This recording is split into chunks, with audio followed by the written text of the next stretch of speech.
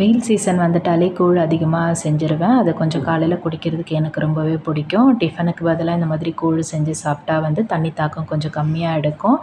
எங்கள் வீட்டில் பசுந்தயிர் கொஞ்சம் அதிகமாக இருக்கிறதால நான் மற்றவங்களோட கொஞ்சம் அதிகமாகவே நல்லா தயிர் சேர்த்துப்பேன். அதேபோல் ராகி கூழ் காசும்போதும் சாதம் கொஞ்சம் அதிகமாக இருக்கா மாதிரி தான் இருக்கும் என்னோடய கூழில். மதியானம் வெறும் பசி தாங்கணும்லங்க, அதனால் நான் கொஞ்சம் அரிசி கூடவே போட்டு விட்டுருவேன். எங்கள் மாமியாருக்கு ஆனியன் இல்லாமல் கொஞ்சமாக முதல்ல எடுத்து வச்சுட்டு, அதுக்கப்புறமா எனக்கும் எங்கள் வீட்டுக்காருக்கும் மட்டும் ஆனியன் போட்டு வச்சுட்டேன். காலையில் இப்போல்லாம் 2 பேருமே கூழ் தான் குடிக்கிறோம். பசங்களுக்கு தான் ஏதாவது டிஃபன் செஞ்சு கொடுப்பேன். இது நெத்திலி மீன் வாங்கியிருந்தேன், அதை வறுத்து இன்றைக்கி எடுத்து வச்சுக்கிட்டேன். இதோட காம்பினேஷன் ரொம்ப சூப்பராக இருக்கும். கூழுக்கு கருவாடு, நெத்திலி அந்த மாதிரிலாம் வச்சு சாப்பிட்டா ரொம்பவே சூப்பராக இருக்கும். நான் இந்த கரண்டி பார்த்திங்கன்னா எங்கள் ஏரியாவில் ஒரு 10 ருபீஸ் ஷாப்பில் தான் வாங்கினேன். ரொம்ப மெலிசாக இருக்கும். எவ்வளோ மெலிசாக தோசை ஊற்றினாலும் இது எடுக்க ரொம்ப ஈஸியாக இருக்குது. என்னோடய காலை டிஃபன் உங்களுக்கு பிடிச்சிருந்தா என்னோடய சேனலை சப்ஸ்கிரைப் பண்ணிக்கோங்க. தேங்க்யூ.